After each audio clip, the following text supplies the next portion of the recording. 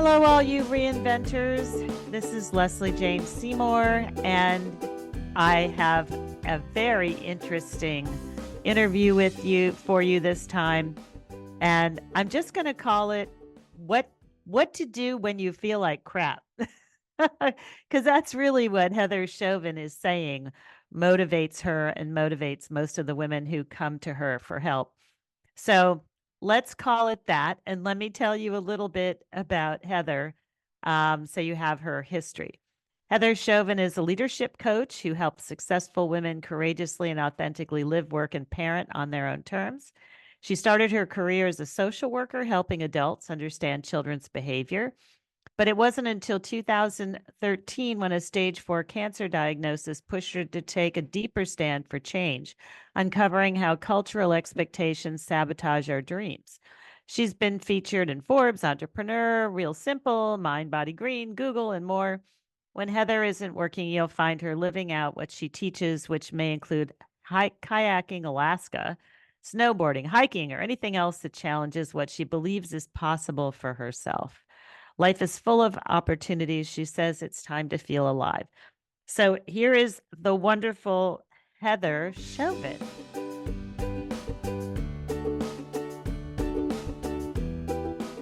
Thank you so much for coming on the podcast. I so appreciate it. Leslie, I'm excited to be here. Thank you. Awesome. So first of all, I have to ask you, what is the sign behind you? I have been dying to get a neon sign. Is that actually neon? Yeah, I just plug it into the wall. It says emotionally uncomfortable. It's the title of the podcast. Love. Oh my God, that's great. I've been thinking about getting one for a Covey Club. I found one of these places that makes them actually affordable. And I was thinking, wouldn't that be fun to have? And so you beat me to it. Now maybe I have to do that. That's really very cute. I love it. So let's start there with what does emotionally uncomfortable mean? And then we'll go back and talk about your history and how you got here. Because I always like to know like the genesis of everything. Yeah, it's actually very much connected to the work that I do. And although I think we have to redefine our relationship with being emotionally uncomfortable. So back in the day, I say back in the day, but it was really mothering that cracked me open. My oldest is 19, and I remember looking at him feeling like I was already failing when I started motherhood because I was single, I was Oh, 18 years old, oh and then my. quickly realized that as I was then I became a social worker. And as I became a social worker, I'm seeing and understanding, like looking at these children's behaviors and hearing from parents, like, I feel out of control. And how do I fix their behavior? What do I do to their behavior? And at home, I was feeling the exact same way. And I thought the way that we're treating emotional behavior culturally, there's a disconnect. And how can we empower people to feel alive and energized? And so I left social work. I did my own thing. When I say I was going to say self-employed. And then 6 months after becoming self-employed, I was diagnosed with a stage 4 cancer. So I was in startup in my business. My Man, youngest, I have 3 boys. My youngest was a year old. oh, And that took me on a whole other journey. oh my goodness. That I'm so sorry to hear that. And that was, can you talk about what kind of cancer that was? Yeah, it was a stage 4 sporadic Burkitt's What's lymphoma. that? Oh, lymphoma. Holy Yeah, so there moly. was like these sporadic tumors all over my abdomen that just grew rapidly, and I was swollen. Oh, And I went to the doctors and kind of was like, I don't have time for this. I don't have time to figure this out. I at the time oh. was 27 years old, and I just knew that yeah, that something needed to change in my life. And so what kind of change did that foment? Was that the biggest change? Was that the biggest reinvention moment for you? Not really. Actually, cancer was Oh like, my goodness, really?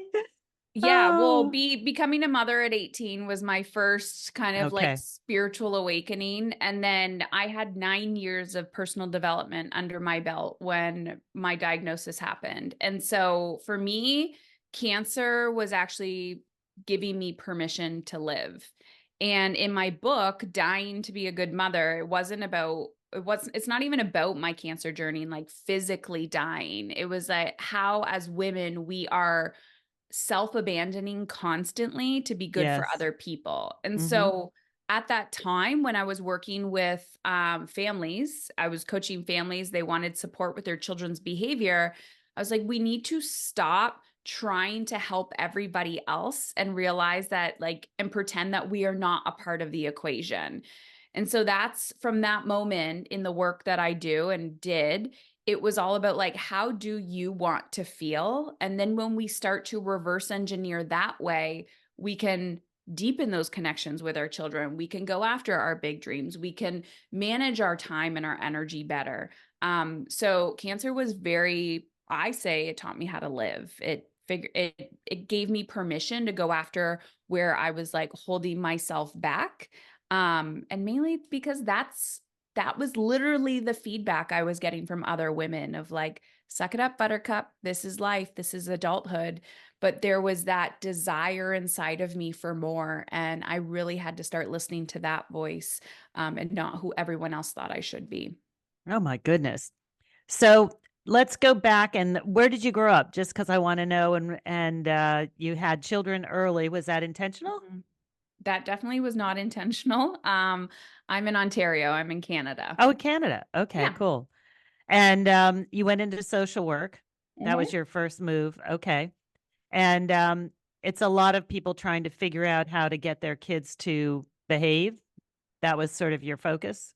Well, mental health was really my big focus. When I was early on, I didn't really know what I wanted to do, but I always knew I wanted to make an impact and I wanted to help other people. And so when I got into social work, I really fell in love with helping families kind of like reconnect. And I worked in child protection, and just realizing like how generational trauma does keep people stuck in a loop. And I Yes. truly Right. believe that every single human walking this earth is doing the best that they possibly can. And we just don't know what we don't know. And empowering humans and giving them opportunity is something I'm very, very passionate about, and something that I thought, people in helping professions were actually doing. But I realize so often the systems are what are burning people out and keeping the generational kind of trauma going. And so I just had to step outside of it and kind of like create my own process. Mm. So talk a little bit about, yourself and your journey. Hmm. Um, and when you say things that cracked you open, you know, can you be a little more specific about what that led to and how that was beneficial? Kind of Yeah. what did that lead? Because I'm thinking of the people who are listening who are saying, "Oh my God, I have 3 children also. I'm way over my head. Maybe I have a chronic disease. Maybe I have something else. I don't think I can do anything." I want to give them kind of a little bit of a step by step or how you figured out what to Hmm. do next and how to stay in there.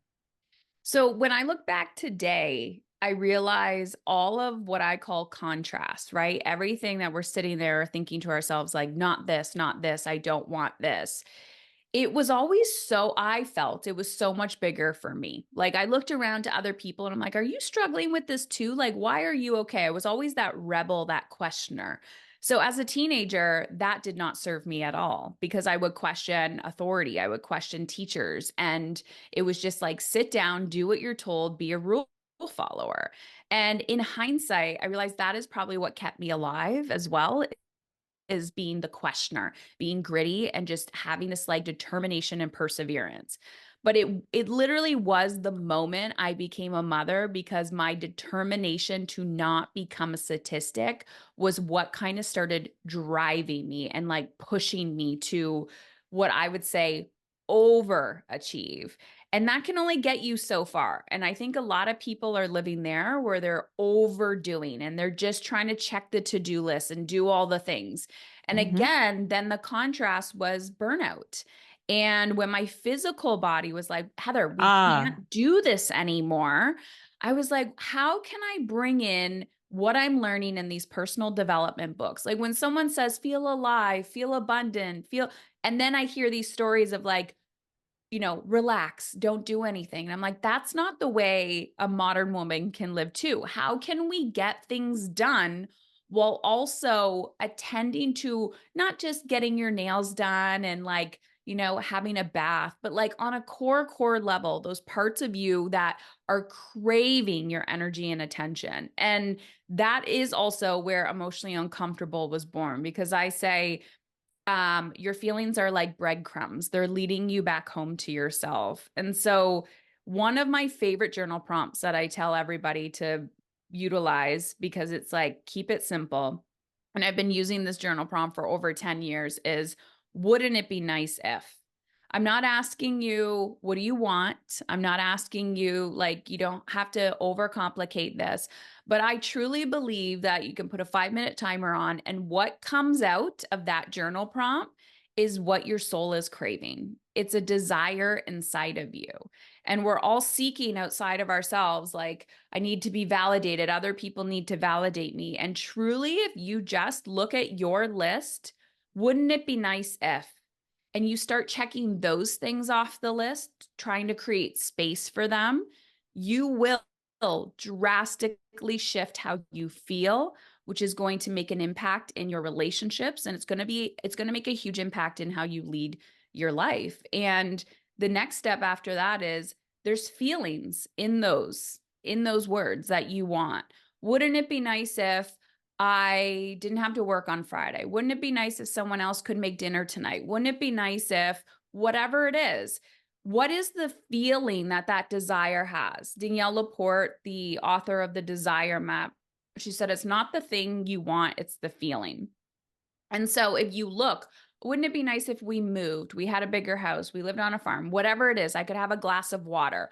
What is the feeling that you're after? And if you can start connecting the feelings that you desire with your actions, your priorities change and you start living differently. And that was the biggest transformation for me. And it's also what I started teaching other people. And so did you learn most of that? Did you go into therapy? Did you do, what kind of services did you employ? Were there books that you read that moved you over to that? Like, how did you get there? I did it 'Cause all. oh, you did it all. I Okay. think when I started, I was in therapy. I would even say I was in therapy as a teenager. I've always been attracted to personal development and knowing why people do what they do. So I've always been like that type of mindset. Right. But I realized, for me personally, therapy only got me so far really quick, because I wanted to change my future. I didn't want to stay stuck in the past. And so that's where I stepped into personal development. And I wouldn't say it was so much a specific book that changed my mind, but early on, I actually started investing in mentors and outside of the box thinking. And I will never, ever, ever forget, Leslie, one of the first things I was attracted to was meditation and mindfulness. But it wasn't for me, of course, it was for my child, because my child, I was like, you need to meditate. Like, this is, in hindsight, this is hilarious to me. How old You was need he to when he meditate. said He that? was That's 4 years old. He was 4 years old. And I was like, you need to meditate, because I was projecting my anger and frustration, yeah. which ironically was the first product I created for parents, which was called Teach Your Kid to Meditate. And these parents were like, he's got to meditate. He's got to meditate. And I was like, or she, or whoever it was. And I'm like, do they? Or do you need to meditate and to learn to transfer that skill and to become the leader?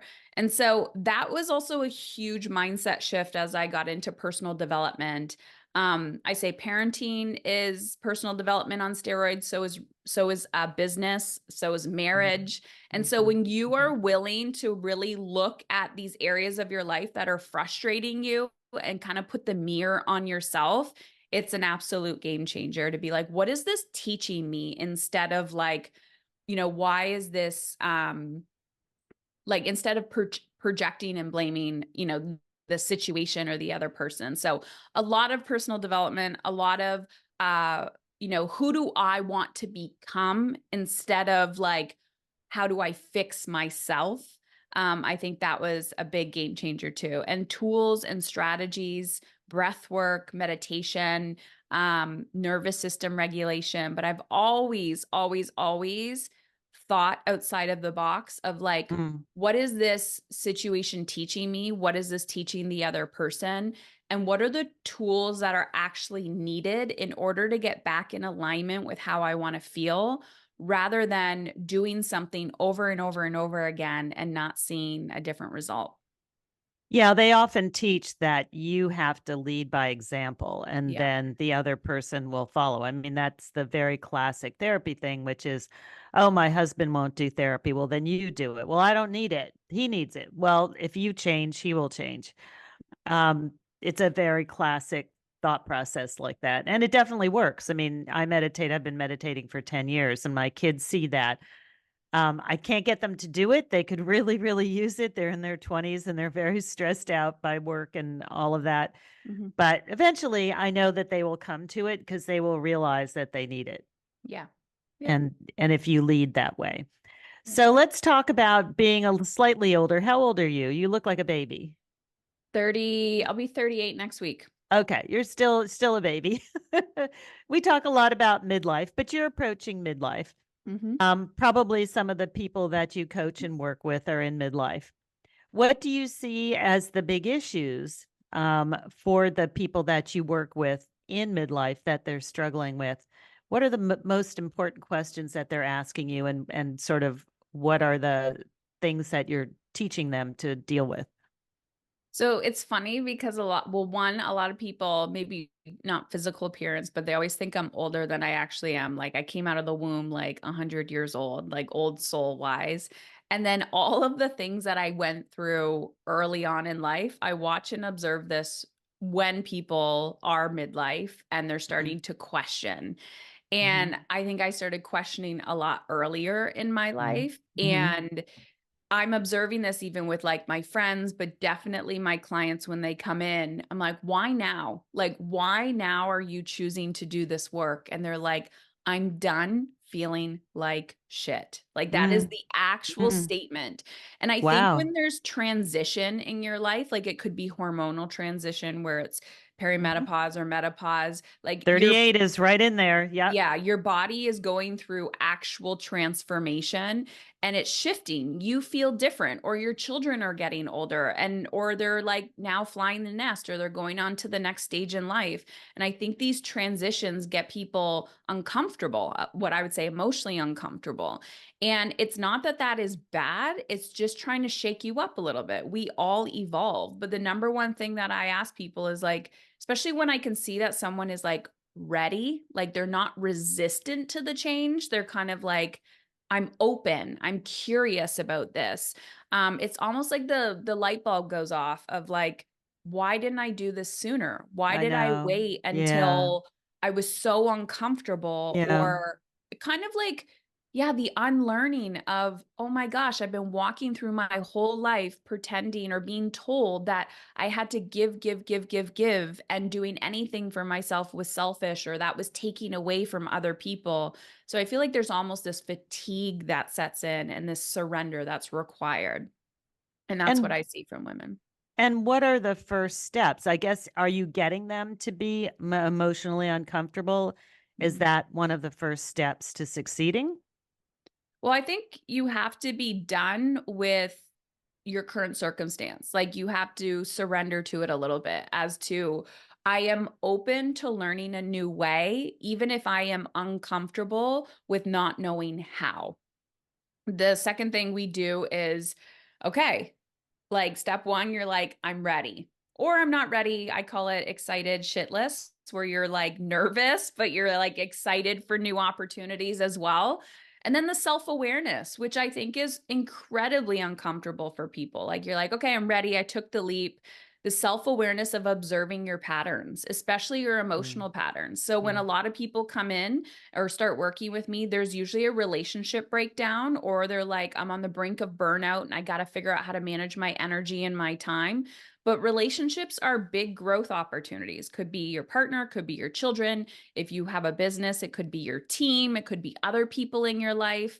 And oftentimes those relationship breakdowns really make you look at yourself, and that is uncomfortable. What are my patterns here, right? Like, how am I projecting? How am I leading? How am I showing up? How can I communicate with this person differently instead of trying to manipulate this person? So when we do start this journey, there's a lot of self-awareness. And I do find you're like, ooh, a lot of personal responsibility that's required, and then a lot of courage. So It the does next, take courage. Yeah, I say the that all the time. It's easy to run away from. yeah, It's much easier to run away from than confront your issues. Totally. Go ahead. 100%. Go And then ahead. you start taking action, right? Once you have a Hmm. vision or you have a plan, and plans can pivot, plans can shift, but then you start taking action. And I am all about action. I'm like, listen, put your, you got to put your action where your mouth is. Like, you cannot see, you're not going to see any results unless you do the thing, right? So, a perfect example, you could buy the gym membership, you could buy new clothes, but like, if you don't actually go to the gym and do something, you are not going to create change. And I think for a lot of women, that's incredibly emotionally uncomfortable, because we're confronting our perfectionism, we're confronting the Wow. all or nothing thinking, and habit formation and identity formation. It just takes time and consistency, and you have to chip away. So you're facing resistance, you're facing fears, you're facing you're facing self-doubt, and you're facing wounds of not feeling good enough and playing small. And then that brings another level of self-awareness. So I'm always telling people, like, this is what you want. What action have you taken? And oftentimes when we're looking at the amount of energy and time invested, it's not enough to create momentum, because most of the time we are thinking about taking action, but we're not actually taking action. Yeah, momentum's a big issue that we deal with at Covey Club all the time because that's the big scary thing. If you don't Yeah. have momentum, Yeah. that starting from still is terrifying and some it feels impossible for a lot of people for sure. Yeah. So do you mind talking a little bit about your health and where you are and how that's sort Yeah. of um you know sort of directed or not directed your transitions? Can you talk a little bit about it? And are you doing well now? Look I'm fabulous. You look awesome. Yeah, I am thriving. So it was 10 years 10 last years. Wow. December, and Wow. it's not even a part of my identity. Like, besides, Wow. I talk about it a lot publicly. It's in my book, but um I mean, it could be a trauma response, but I feel like it's just so far long ago. But I Yeah. remember in my journey, a lot culturally, I mean, culturally, people are not incredibly healthy, but there's a focus on recovery or remission. And then once you're in remission, it's like, stop. And I remember mentally thinking, how far can I get away from disease? And so since 10, for the last 10 years, I have been just thinking, how good can it get? How good can I feel? And also, like, redefining health, redefining aging, redefining, like, if someone says, oh, this is just what it is, I'm like, I will not accept that, and I am going to, like, flip the script on that. And so you can start to see where people veer off, and they're kind of starting to, like, just accept aging or accept what is. And I'm like, I won't do that. So I'm healthier than I've ever been in my entire life. And I'm constantly thinking, I don't live in fear of getting sick. And I'm Yeah. always thinking about optimizing and being proactive towards my health instead of Right. reactive. Right. Yeah. No, I can understand that. So what's next for you? You've done a lot. And is that basically Mhm. what you spend your time doing do you spend your time writing or coaching or I spend a lot of time coaching. We have women all over the world who enter our programs, and these are all mainly ambitious women raising children who want they're done feeling like crap. They want to flip the script on how they want to feel and figure out not only this quote unquote strategy to do that, but really take that action and be held accountable in a safe, a safe space and a community of women who are kind of like in a changing the culture for what it means to be a woman. So yeah, we have a team, we have an amazing community. So lots of, I can see another book maybe in the future, but it's not right in front of me right now, but I feel little inklings of it coming. So just surrendering to like what is and asking myself, how good can it get, and bringing women along the way. Mm, how good can it get? I like that. Yeah. And when you say that people, that women in particular, just feel like crap, where is that coming from? Is it coming mostly from society, do you think? Or is it us accepting what society says? Or do men feel like crap? Or are you just doing Mhm. women? So I'm not a man. I have no idea how men feel. All I can do is, I have conversations with my husband and I'm raising three boys. I would say this is not just a female issue. I actually think women are just more open to talking about mental health and emotional wellness. But I do think men are struggling as well. But I think this is a cultural thing for all humans. And humans in general, there's a lot going on in society, right? And there's a lot of conversations. It's also how we've been taught, right? Like Mm-hmm. give, nurture, nurture, nurture. And I don't think often people stop and say, this doesn't work for me. This is not aligned for me. Like learning to speak your truth, communicating that, holding boundaries. These are all skills that we're not taught until we have to learn them. And so Mm-hmm. it's not just a women's issue. It's like every single human is experiencing some type of contrast or struggle in their lives. I think we're vocal about it. I also think genders have different challenges. But every time I'll say women, women, my husband's always like, Heather, men experience this too on a different They level. just And don't yeah, talk about it, yeah, right? or it's just a different conversation. And but yeah, I am starting to interview more men on my podcast, and like especially I'm like open up because um my oldest being 19, observing and watching as he's becoming a man, and I'm like, listen, this is something that I cannot help you with. This is why we need men as well, Mm. talking about how to live in alignment with how you want to feel on their terms, and that you're not going to be able to resonate with what your mother tells you. Oh, I have an older boy, so I know what that's like. It's a it's tough because you see them move off. Like my daughter, it's so different having a daughter because she's 28, she's a doctor, and she comes home and she puts her head in my lap and says, "Scratch my head." Yeah. And my son doesn't do that because of what society says. And it is a different route, and it's really sad. And I think that impacts men as well as they go along in their lives. So, Heather, where can people find you, and how can they reach out to you? And where are you on social media? Yeah, so you can find me on Instagram, my name at Heather Chauvin, Chauvin, and the podcast, Emotionally Uncomfortable. I hang out there a lot. You can listen to that anywhere podcasts are. And just go to my website, my name, heatherchauvin.com. You can get the book, lots of free resources, and just next steps of how do I begin to live in alignment with how I want to feel. Awesome, Heather. Thank you so much. And I'm going to do that sign now. You've totally inspired me. Awesome. Thank you, Leslie.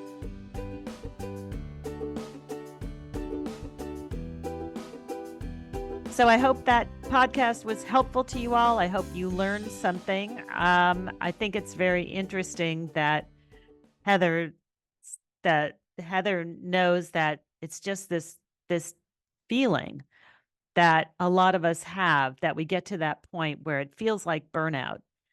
It may be burnout, it may be something else that really motivates us to actually look for change. As you know, I'm all about change. Covey Club is all about change. And it may not be reinvention, it may be a rethinking, it may be a restarting, a reimagining, a rethinking. It doesn't have to be a giant change. But what we do at Covey Club is we do help you create change. And that's the magic of what we do. So if you like the podcast, please give us some stars in the reviews, give us a comment or two. And if you're serious about your reinvention, mosey on over to coveyclub.com, where you're going to find all kinds of free resources, guides, downloads, checklists, everything you could possibly want about reinvention and midlife. We cover midlife in general, but we really do focus on reinvention. And if you are really serious about creating change in your life, get together with some of the fabulous women at Covey Club, because that is what we do. We say we hold a space for you while you figure out what's next. So take care, and I'll talk to you next time.